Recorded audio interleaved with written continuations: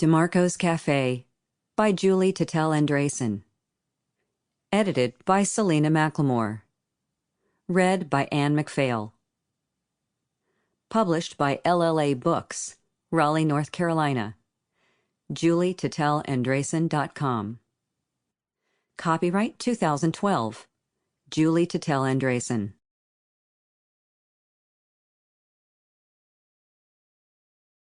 Chapter 1. From force of habit, Dayna began her shift by fussing with the plastic bins of lemon wedges, lime wedges, olives, and maraschino cherries. She squared off the small, warped cutting board and made sure the paring knife was placed precisely and diagonally across it. With a deft twist of her fist, she fanned the stack of cocktail napkins so that they could be easily plucked one at a time. She idly stirred the glass bristling with the miniature red plastic cocktail straws and deemed it full enough to not need refilling. Ditto the shot glass with the toothpicks. She looked up when a group of 4 men breezed in. They were tall and rangy and seemed to know the place, because without hesitating, they made their way down the narrow passage between the bar stools and the single row of tables lining the exterior wall. They ducked through the narrow door to the back room. She heard the scrape of chairs and the rumble of their voices as they settled themselves. She slid her order pad and a pen into her belt. She arranged glasses of water and napkin-wrapped cutlery on a tray, which she poised on the raised palm of one hand.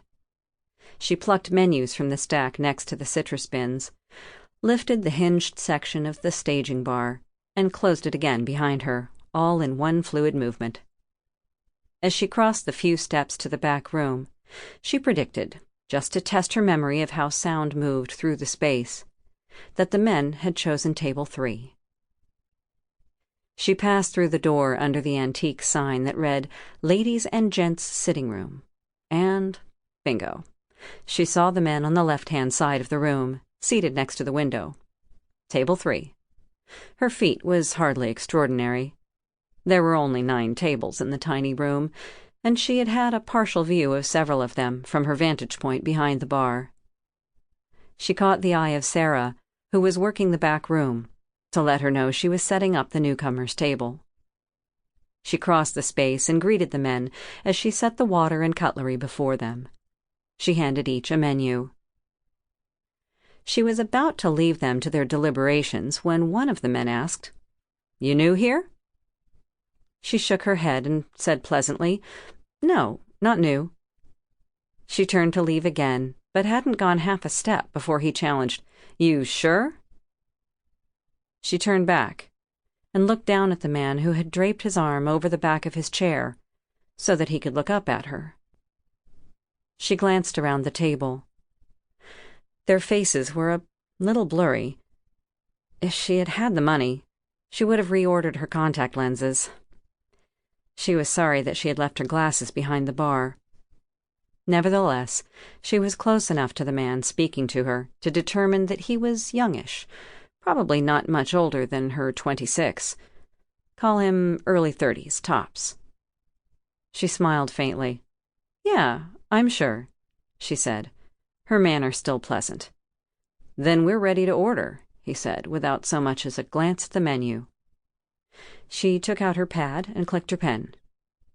"We're having the usual," he said. So this was the game. Did it have to be in the first 5 minutes back on the job? She raised her brows and circled her glance once again around the table.